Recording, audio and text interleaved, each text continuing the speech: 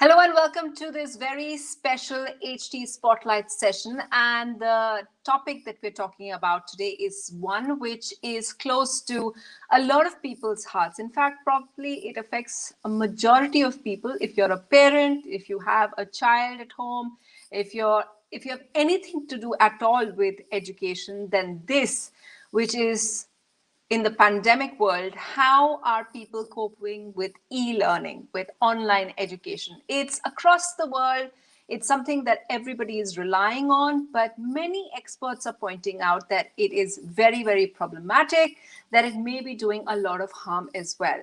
So at this time, when all of us personally, I'm a parent myself, it's something that even with the kind of privileges that we all have, um, it's something that we are kind of struggling with, whether it's not just about data, it's about things like how much time are our children spending in front of the screen. It is about the technical glitches. So imagine someone who is less privileged, the kind of problems that they have, the challenges of devices, privacy concerns, spaces. There are so many issues. So what we hope to do over the course of this session is to get in experts, get in educationists, get in experts in the domain, and also some parent voices so that we can share ideas and exchange experiences. So that just right now, perhaps last week, is when the government allowed people to come back to schools, students to come back to schools in certain states. It hasn't happened in Delhi just yet, but in certain states like Andhra Pradesh, they have been allowed. But it is a tentative step that they're taking. So for now, online education seems to be something that we are going to have to live with. So how best can we do that? Let's just speak to the experts. Now, joining me today, we have Rukmini Banerji. She's the CEO of Pratham. It is one of those main organizations that deal with school education. They bring out the ACER reports every year, which is one of the key policy documents that everyone in education looks out for. We also have Poonam Rampal. She's of the Air Force Jubilee School. We have Geeta Gangwani of the Bal Bharati Public School, Shelly Batra of Mount Carmel, and we have a parent, Gauher Darakshan, who is a parent of Delhi Public School. Now, before I get to the experts, I think we would all kind of gain from hearing it from a parent's point of view. For every parent, a child's education is something that is of key concern. They want to give them the best that they can. And how do they do that at this time when they have their own meetings, they are perhaps trying to do their own jobs from their home, and they also have to take care of a child and supervise a child's education at home? So if I can start with you as the parent, Gauher, can you just explain to us what the last few months have been like for you?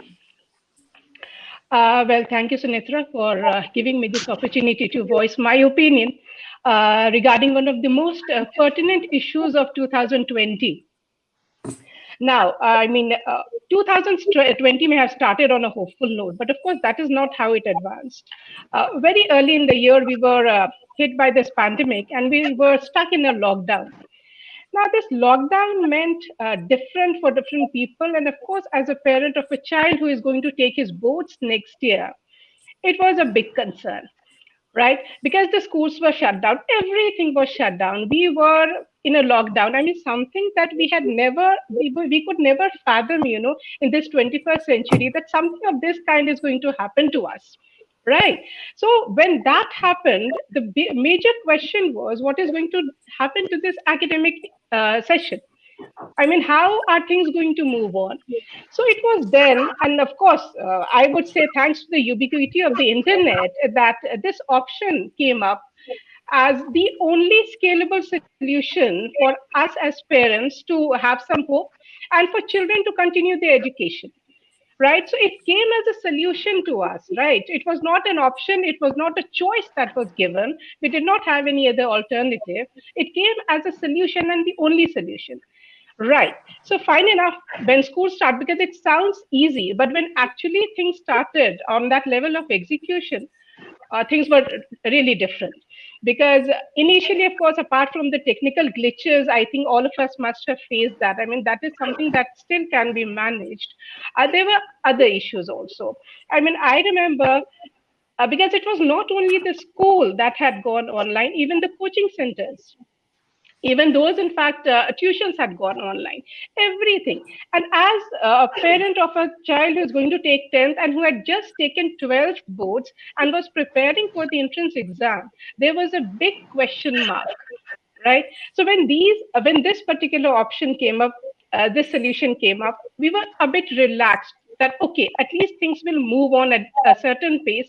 Let's see what is going to happen next. Whatever, when the session started, apart from the technical glitches, the one major thing that I faced was on the health front, right? By the end of the day, my son's eyes would be red. I mean, How many every hours time I would he would see be in that. class? How many hours would he be in class? See, if in the morning, of course, for school, he would be in school for, let's say, 5 hours. And then, of course, 2 to 3 hours, sometimes 4 hours for his coaching also. So that was Wow. a that was actually, yes, it was taking its toll on his eyesight. And that is a major concern, right? Then, apart from that, of course, other things that were there, he started growing a little irritable because that is not his nature. But yes, it started actually manifesting. Probably there was some frustration because they were not able to cope up. Because when you are going to school, you have interaction with your peers also. I mean, that is one catharsis, because you vent out your feelings, whatever you have, you discuss with your friends. You have your teachers there, right? All of a sudden, this switch, of course, they were not, it's the only benefit was that, yes, the session was going, we were not going to No, I lose can it. totally understand. No, can I just ask you Hmm. something? Can I just ask you? So it's obviously behavioral and physical problems that he was having. Yeah. A quick answer, and then I want to take it to the other experts. I want to just ask you. So, how much percent of his, suppose his physical, his regular learning, do you think? How much of it is he being able to imbibe as a learning? Is it 80% or just 50%? How much of it, of his learning is Exactly. he able to? That is one important thing that you have mentioned, because teaching was happening, but learning was not happening in that ratio, right? Teaching was happening. So learning, so far as learning is concerned, no time for self-study. Whatever time he had, fine, he would be tired, and we couldn't force him also. Yeah. Because all of us, for once, we were on the same platform, the teachers, the parents, the children. Sure, I completely understand what you're saying, and I think I this is a good time to get Rukmini Banerjee in, because you obviously have a much bigger problem. Your child has the board exams next year, so you don't want to undermine it. But I remember walking into my son's class and I saw him lying on bed while listening to them. And I know it's inappropriate, but it's just that he was probably tired, and I think the teachers also kind of realize that. But what is the way out? So Rukmini Banerjee, obviously what we're talking about is still, I just want to point out to everyone who's listening in, we do realize and are aware that most of us who are right now on this call are still people who are privileged. There are people who are going to who are unable to even afford that extra data that you would need for all these online classes. So it is with the deep understanding and kind of accepting that. But when you hear these stories, people like Gauher, what they're going through, Rukmini Banerjee, do you think that's just a small aspect of the kind of problems that online education kind of holds? No, I think, see, everybody at their own level is trying to do the best that is possible given the circumstances. And somebody explained this very nicely to say the initial couple of months or a month or two, everybody was just coping. There was tension, there was fear, there was coping. Then you begin to adapt. And I think we are reaching the stage now that whatever kind of school system you are or a school you are, whatever kind of family you are now going to be able to think about, given the resources that you have and the opportunities that you have, what's the best that can be made of it. So what Gauher described and what many urban, I would say privileged schools are doing is trying to deliver the teaching in through the internet, through technology. and hoping that learning happens. I think you pointed out very nicely that teaching may be happening, but is enough learning happening? I think that is being tried. We just completed our ASSER survey for this year, which we did early because we felt that this is such an unusual year that we really need to understand and take a quick glimpse of across the country, rural areas, what is going on. And if I just, just give you just the top highlights of what we found, one is that there are many ways in which you can reach children. Of course, if you put the lockdown period aside when you couldn't move, there is obviously teaching and learning which is being attempted through online, either online classes or video recorded classes. That's happening at one level. There is quite a lot of WhatsApp activity where things are being sent, materials are being sent, instructions are being sent. But there is two other methods that we shouldn't forget which still work and which a large part of rural India where maybe smartphones, families don't have smartphones, schools are using. One is to say, come to the school and parents can come to the school and take some material.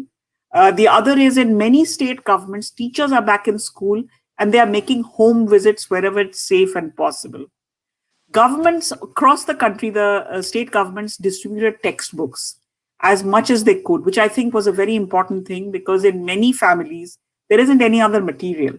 And so, we noticed from our survey that over 80% of government school children had textbooks for the current year at home. And again, very standard, very traditional, but you would think that delivering textbooks to 200 million children is not a joke.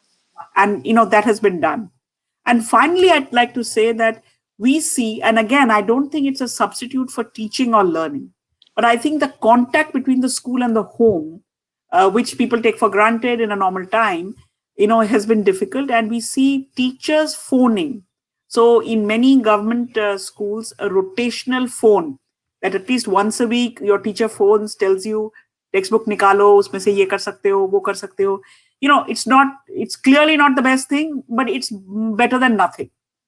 The final thing I would say from the report that we see, which gives me a lot of hope, is that obviously educated parents can help their children. But we see even families where both parents together may have less than primary education, some effort is being made. And it may be, sit down for an hour, take out your textbook, do something. But what it indicates is that there's a lot of willingness among everybody, I think much more perhaps than normal, to do something. And, how do we as families, as schools, as communities take that? Because for uneducated parents, often the attitude had been that aap to anpad hai, aap kaise koi madad kar sakte hain. But we can see ki, and later on in the program, if we have time, I'll give you some examples where really this has been a time to connect and not deliver massive amounts of content, but be able to connect parents and children and be able to at least bring those kinds of parents into the picture who may have otherwise not been very engaged. So there are traditional means, there are human touch, not everything. Even what you're doing, I'm sure all of you, is really the human angle inside the technology that's driving the force forward, whether it is parents at home or the teachers in school. This desire to connect, the desire to do whatever is possible is what is driving this. The technology is just an enabler. That's such a nice thing to say. I'm glad that, I think I started out as a parent because it's tough for all of us on a bit of a gloomy note. But I think what you point out is really, really uplifting. Just that figure, 80% of children in India have those textbooks is just fantastic, because I guess I'm hoping the good side of it is that a lot of children would, because there's nothing else to do really, they would just pick up those textbooks and maybe there's real learning happening. Their parents are, home as well, or there's real learning happening and maybe there's an exchange of ideas. Or I don't know if it's too optimistic of you, but I think you're right. And I think you point out the kind of, the bright side and, everyone coming together. But maybe it's tougher for some of the teachers as well. And that's where I want Shelly Batra to come in. Ms. Batra, you're a teacher in Mount Carmel. I want to ask you, because I see, and I'm always sympathetic to the teachers of my son's school that I see every day, that, their entire privacy there are a lot of these children looking at their homes and having to work through that. So it must be all catching up with technology.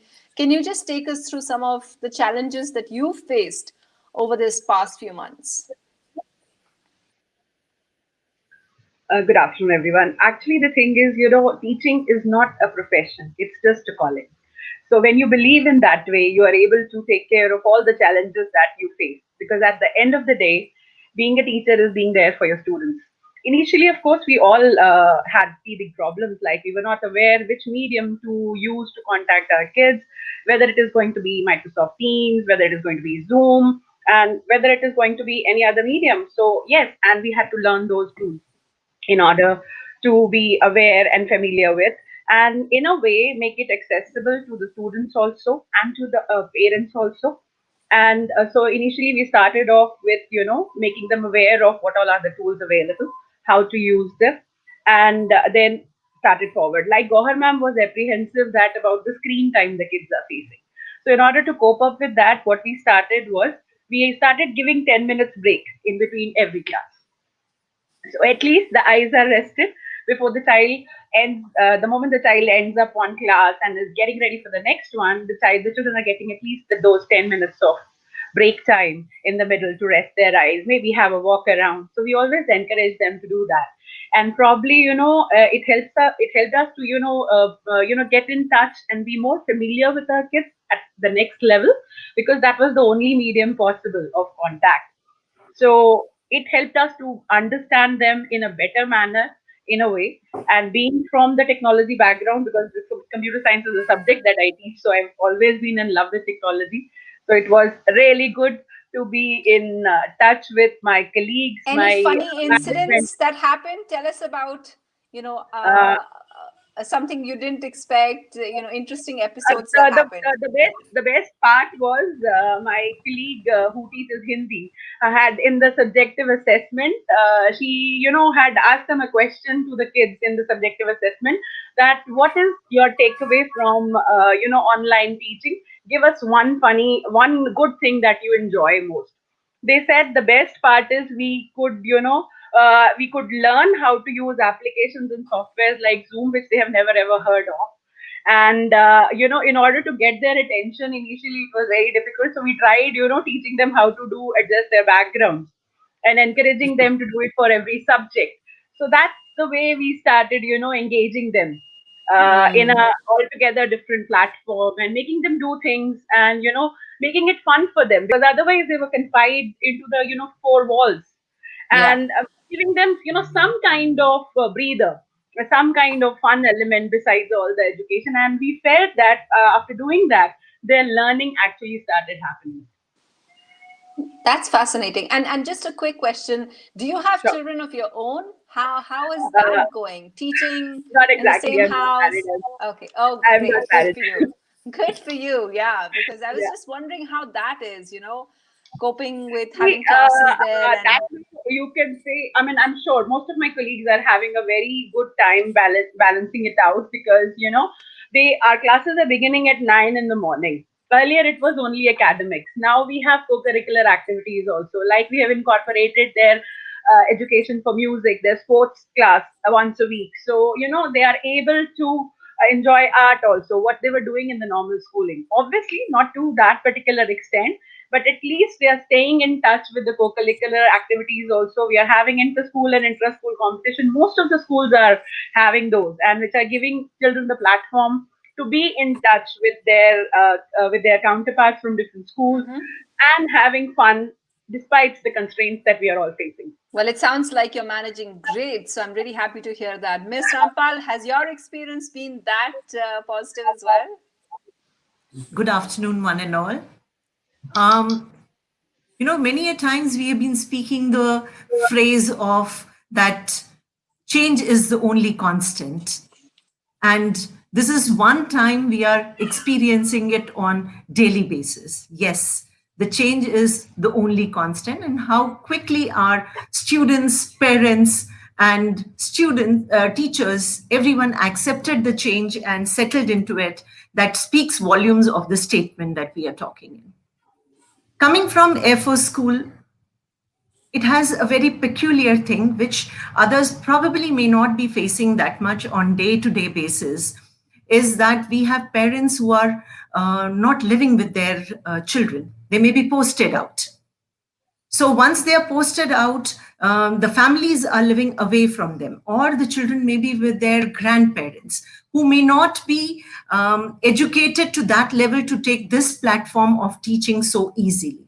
Yes. So one positive thing which we struggled through the medium was that if they are placed in their villages, we had to even contact any literate person in the village to come forward to help the child to log in, to actually see what is happening. For a grandparent to understand that my child is not attending a class was something which we could not explain them, that from our end the child is connected. It is you who needs to connect it. They were unable to do that. So we had to search for people in the area. The cases may be, number of cases may be very less on that ground, but we did have that. Another peculiar thing to our school is, besides all the inclusive education that is happening, we still have with us almost 60 students who are absolutely mentally challenged with us. Teaching them was a challenge by itself. For them to have that contact, the eye contact, a hug meant a lot. We had special educators in school who could teach them, but parents are not special educators. Yeah. So what positive happened during this time was that, one, we had to go in for a communication skill where we could not only address the student, but the parent also. So what came positive out of the whole situation was the parental expectation when it was there for their special child who used to come to school was always very unrealistic. They would feel, why can't the school do this? Why can't the teacher teach this way? But once the special educator was giving instructions with this medium to them, the execution was being done by the parent at home. They finally could realize that for a 6-hour, 8-hour, what are the needs of these so challenged children with us? They became very realistic. That was the biggest achievement and the mileage that those students are gaining today because of the confidence that the parent has vested in their small achievements. I take this as a positive thing. But that doesn't mean that the medium had all positives only. When it came to students, learning of any text is much easier, but educating them, they miss their role models. Your platform, be it Zoom, be it anything, it is not a medium they could, associate themselves with their role models so easily. They were missing that. Today, the time has come where they actually want to come to schools because there is a small school of a playground where they learn a lot. There is a small school while traveling in a school bus, they learn something else from there. There is a small peer group with which they sit and gossip in the class to vent out their emotions. They are missing on that. Yes, as Gauher ma'am had spoken about, teaching is happening. No doubt, teaching is happening, but we are unable to gauge how much of learning is happening. That's the biggest thing which we want to gauge at this particular time. But if I look into the positive thing about it, the students also realize that, teachers are very humane and it's a lifelong learning process. And teachers are also learning this medium in which they were just, on a day's notice, they were put into that ocean of automation or techniques which they had to learn overnight. They were not very comfortable with this medium, but yet they adapted it. So the students have a good feeling over here that there are bouncers on days which come to the teachers also, and they need to handle life the way that is. It's not just that the teacher will pose a question and the student faces the bouncer. On technical front, even the teacher is facing the same problems. And they're also realizing when we say that life is to learn everyday new things, and teachers are proving that. So hats off to each and every teacher who has accepted this as a medium to move forward. And this is a way of life. We take it forward on that. No, I So agree. And sorry, I just wanted to say I so agree with what you're saying, that hats off to teachers who have really embraced the change and who are really doing all out. And as you're saying, everybody's learning so much. And that what you said about the special kids is just fascinating. I do have a follow-up question on that, but I'll just come back to you. Let's just get Geeta Gangwani in. She's of course the principal as well of Bal Bharati Public School.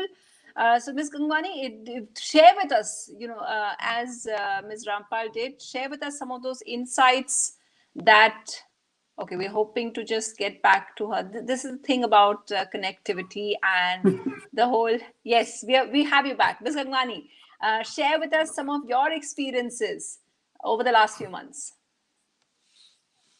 Pleasure listening to.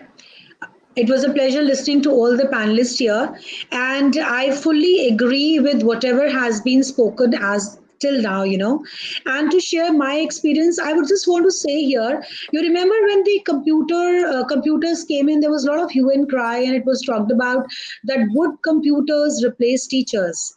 There was a lot of debate going on then. And today we know, we for sure know that teachers cannot be replaced by computers. But one thing which has come up with this pandemic is that computers cannot replace teachers, but teachers who take to technology and use technology effectively, efficiently, would definitely replace those who cannot. So with this note, I would like to say that this pandemic has been very challenging for each one of us. Private schools, and for us, maybe going to the virtual platform with children was not a big problem. But I can realize what it is. As Rukmini ma'am also said, it was a challenge for others. Now, even in schools like ours, the middle school, the secondary and the senior secondary children were very, very quick to adapt. But, it was a real challenge when it came to preschoolers, pre-primary class 1, 2, and 3.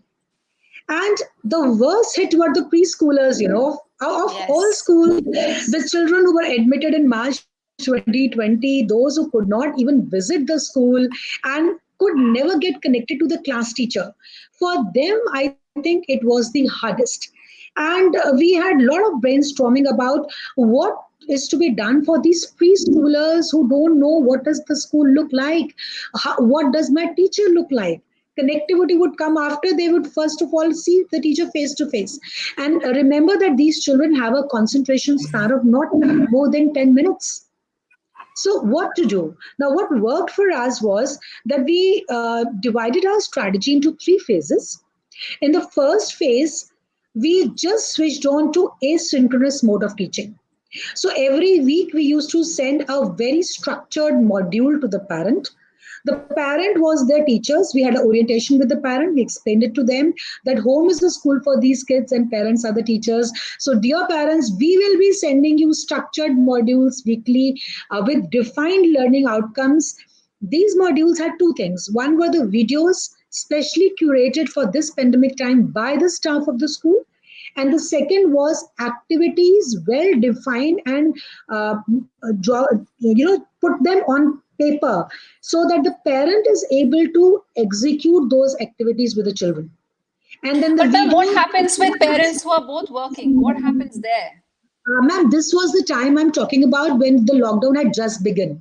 Okay. So this was phase 1 when everybody was in lockdown, and within the first 2 months, we switched on to phase 2.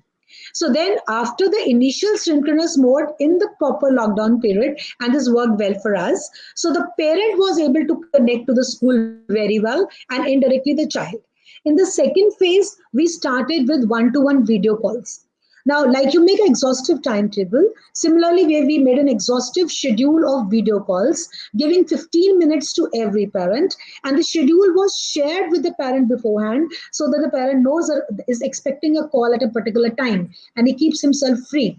Through that video call, the child was introduced to the teacher and the connectivity was built up. And when this was done over repeatedly over a month, then in the subsequent month, we started the synchronous teaching with the children, brought them on board. Then also the whole class of 30 was divided into 3 batches and groups of 10. Along with the parent, we started what we call the virtual circle time, right? And this was only half an hour for the preschoolers. And from October this year, we have made this in 2 batches. So now it is a class of 15, and the time has been increased from half an hour to 1 hour. So this whole strategy of bringing the youngest learner of your school on board, I think, was a great challenge, and I'm sure each school must have done it in their own ways. One more thing, which we tried and was successful, because what we saw that even our board classes, the attendance in the beginning was just 60 to 65%. So what we did was we conducted SLC, which is the student-led conference. It's a format of PTM where it is the child who speaks for himself. And from there, 2 things came up. One was that they said that the homes have got 2 or 3 siblings of the same school, and the timings are the same, and there's just one laptop at home. So how to cope up? And since senior children are also into online coaching beyond school hours, so the school hour laptop time is with the younger kid.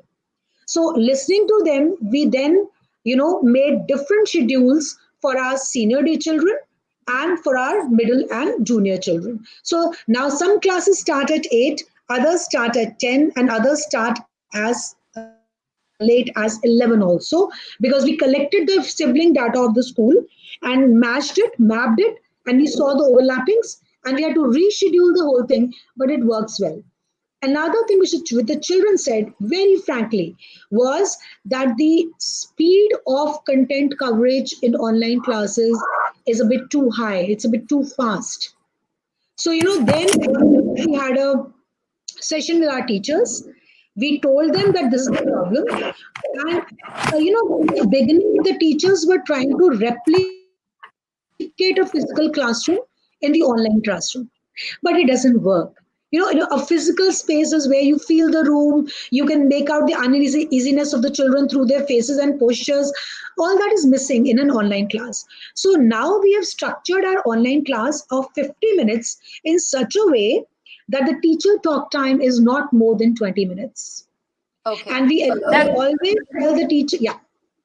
No, all of this sounds fascinating, and I'm so glad to hear that you had this kind of a dialogue process between you and the parents group, and you were constantly, the process was dynamic. You were constantly reworking your schedules and reworking everything as well. And I think that is really key. And I think that perhaps explains how well all of this has worked out for so many people, that they see everyone adjusting to what's happening, constantly reassessing. Rukmini Banerji, I just wanted to ask you, that thing that Ms. Rampal brought up about special kids.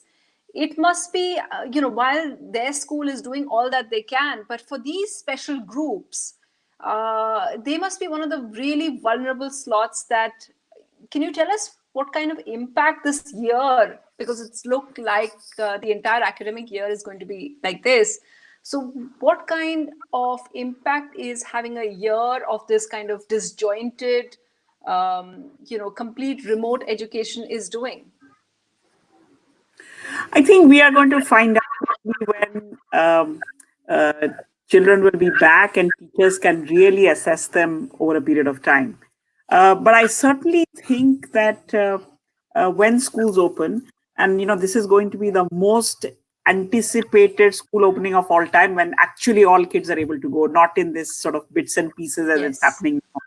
So I feel like, sitting in the media, you guys should announce that when things stabilize, you should just have celebrations that we are able to return to, even if schools open in April, that we should really celebrate the contribution of everyone into making this possible. So one is, how much loss will there have been? Will children have forgotten things? They have learned it in a different way.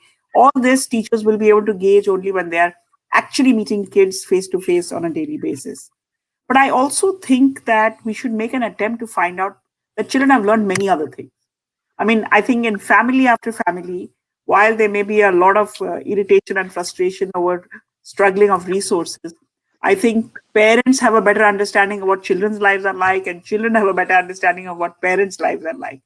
And I think that this, whether it is, I mean, I'm talking, for example, in a lot of rural areas where there was migration and a lot of hardship, I think children have learned some coping skills from watching and being part of all of this. So we should also make an effort to see what have children gained, not just what have they lost. On the academic contents, I think schools know how to help kids get more. But I think in terms of life skills, people have gained quite a bit. Yes. And there should be which you can appreciate. Like, for example, even when we were waiting for this show, how many people on this show asked their children to come and fix the laptop? I mean, this is a common part of everyone's, that in each family there is someone who knows how to operate things better than some of the adults do. And this has been made possible. In Pratham, we run large programs across the country, and we did quite a lot of training of our own people through digital means, but often with people who had only used phones to make phone calls and not to do long things. And in every family, I think if we had done a little digital literacy baseline, we would find that it's gone way up. Now, that is having effects on many things. It's not just on our schooling or on other things. So we have to have, as a society, a way of figuring out how many more people have learned how many more things. And I think that has certainly happened in this period. In terms of the basic reading, writing, content, math, I think that, as soon as we are able to actually meet kids, we will be able to take stock, and we will be able to, I mean, like the way Geeta Gangwani explained, I mean, constant adapting of the grouping of instruction, of the method of delivery. You are all very, advanced schools, so you're able to do some of this. But I think many of these adaptation strategies will be used elsewhere. Because anywhere where teachers are, I've been talking to some municipal school teachers in Delhi, and I asked them, what do you miss most? Very few people said content. They said, we just miss our children. One teacher said, I miss assembly. सारे बच्चे एक साथ होते हैं तो कितना अच्छा लगता है. कब होंगे सारे बच्चे एक साथ? So I think that when there is this kind of a connect, चीजें वापस ठीक हो जाएंगी. We will teach them algebra or trigonometry in our own time. But the efforts that school after school is making, like we've heard even on this show, how do you reach the challenged child who's staying with a grandparent who doesn't know technology? What do you do about the preschoolers? I loved it that this year's the cohort of 2020 is a special cohort. They should be taken special care of for the next 10 years because they had such a funny start to their whole schooling career. Yes. So I think if we stop worrying about curriculum a little bit, stop worrying about content, that's easy to say for preschoolers and tough to say, like for Gauherji's son who's going to sit for board exams. It's a little bit harder for that stage. But if we say कि curriculum is ho jayega, content ho jayega, right now, this year, maybe next year, make sure that kids don't feel that they've been deprived or families don't feel they've been left behind. If you're in it together, you will make... I want to give one example. We have direct connect in about 10,000 villages. And our aim has been how many families can you reach on a daily basis? Because they may or may not be getting the inputs from. So we send SMS messages. Now, SMS can have only 167 characters. So at one hand, you have online classes which can go on for several hours. And on the other hand, you have 167 characters. So let's not complain because you have what you have. But in that 167 characters, how do you put in activities engage the whole family? So, we've been sending all kinds of things and families call back. We had one in which we said, how much water did you use? Yesterday, आपके घर में कितना पानी use होता, कितने बाल्टी use हुए थे? I cannot tell you how many phone calls we got back saying, कल ठीक नहीं था, पानी ठीक से नहीं आया. Can we measure about today? Why balti? Why not mug? Why not, patila? Will that do? And one grandmother, in fact, called and said कि पहले तो स्कूल से बड़े स्कूल टाइप चीजें आते थे, आजकल तो भाई हमारे लिए भी चीजें आ रही है, हम सब एक साथ मिलके इसको. So I think that these are all, I mean, I'm not trying to put a gloss on a difficult time, but I think that out of this difficult time are coming things which are going to change the education system and probably change it for the better if we are not in a hurry to get back to business as usual. Because I think that business is gone. Now there is a Yes. new world. And therefore, thinking about what are the things that we are learning right now that can really be durable parts of what we do later is, I think, important to do at every level. Yeah, and as Jack Ma said, and I think he said it right at the beginning of the pandemic, and I have really taken it to heart, and it's so simple, but I keep quoting it. Like he said that we don't have to come out of it smarter or whatever. We just have to come out of this alive, Yes. and I think that's really really important. And every time there's a yeah, Miss Gangwani, please go ahead. I just wanted to add to what Rukmani ji said. One thing I really believe is that two questions have really gone up. One is the adaptability quotient and one is the adversity quotient for each one of us, be it parent, student, or teacher. Thank you for Yes. allowing me to say that. No, of course. It's fascinating. And I really want to. And so I think we just have a few minutes left. So what I would like to do is just go across the panel and, for you to mention two things. One, something that you've really learned. And second, something that you perhaps need. If you got that, it would make the rest of the time of education in the pandemic that much easier. So one thing that has really helped you and one thing that you need from the system for it to help. So would you like to go first, Gaurji?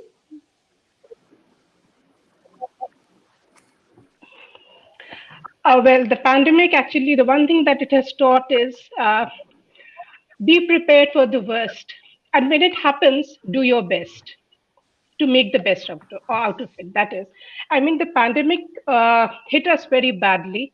But the thing is, in a way, it has prepared us for the future. Because I don't think it is the end. I believe this is just the beginning.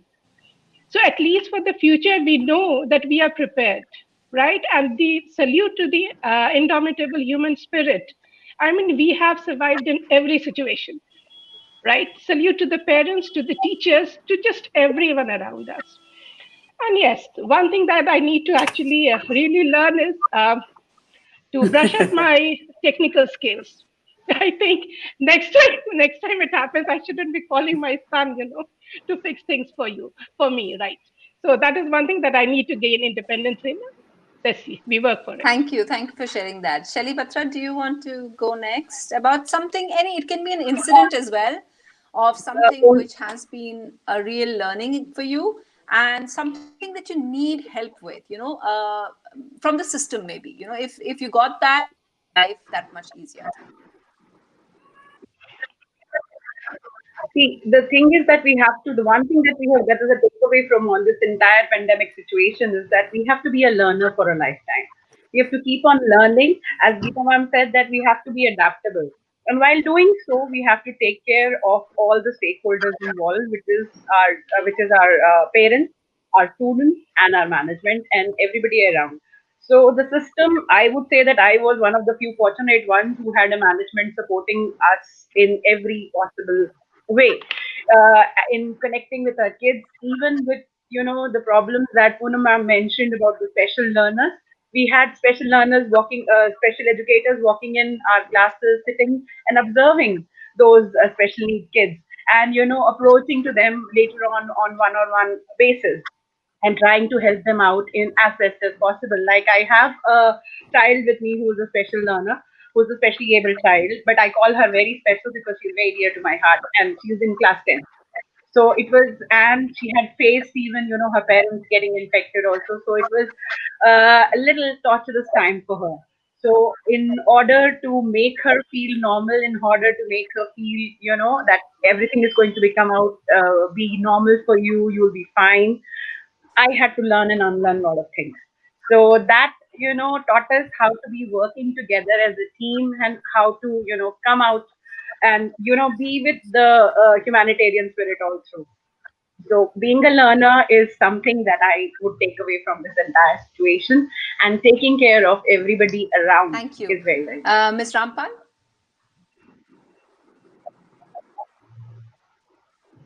I think you're still muted. Poonam ma'am, you're muted. I would like closing by saying that someday everything will make a perfect sense. So far now, laugh at the confusion, smile through the tears, and keep reminding yourself that everything happens for a reason. Please reinvent yourself, and life will move on at an excellent pace that each one desires to move on to. Thank you. Thank you for sharing that. Ms. Gangwani? Yeah, I would just like to say that I had always believed that the 5 C's for teachers and educators in the field of education are very important. That is connectivity, creativity, confidence, collaboration, and communication. And this pandemic has just proved we have sailed through with all these challenges only because we could connect and collaborate and then learn from each other. I mean, there is so much of connectivity nowadays, and every day, even today, I've learned so much from our esteemed panelists. And what I really think is that this collaboration and connectivity should continue, should go to a bigger scale so that one learns from each other and uses the learning effectively to take the teaching learning process forward. Thank you so much. Rukmini Banerji, why don't you close the session for us by just perhaps speaking up for educators, for parents? What do you think is a step that the government can perhaps announce or allow, which would make the lives of educationists, which would make the life of parents much, much easier? Is there anything like that which would just help them out a bit? I think that lots of good ideas have come from this group as well. So all I would add is to say that I'm just repeating myself, that celebrate when we can all be together again. Parents, and I think there was a big distance between school and home for large numbers of our children. That has come closer, and keep it close. Our new education policy, in fact, allows space for bringing in more people into the education sphere. So allow that.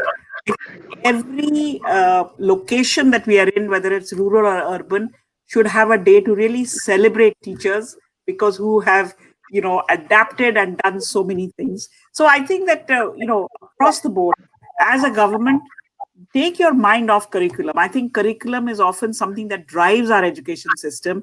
Put that aside for a little bit and focus on the human beings who make it all possible. So, again, I'm saying that, at the higher classes, it may be more difficult to do, but in primary and in middle school, 1 year in the life of a child is a long time, but in your entire life is not that long. So people should stop worrying about, I've lost a year. You should think about that I've gained a year. And in this gain, the marks are not important. It's the human values that we are creating that are important. So this is a very good moment, I think, for rethinking why we are doing what we are doing, and all the good qualities that have come out. More collaboration has happened, more adaptability has happened. These are the skills that we are going to need in the future. The ABCDs we of course learn. I think just on a more serious note, this is also absolutely the right moment to rethink how we do examinations at the end of our school system. Yes. Because I think that is a point which drives many things below it. And these kind of situations may happen again, where schools may be closed. What is the big deal about having a particular exam on a particular day in a particular month? Why can't Gauher's son take his exam whenever he feels ready? So I think that these moments are moments of transition and of transformation. And so I think that the big message is, don't worry about getting back to business as usual, because business as usual may not have been great to begin with. We are doing many more creative things now that we need to take.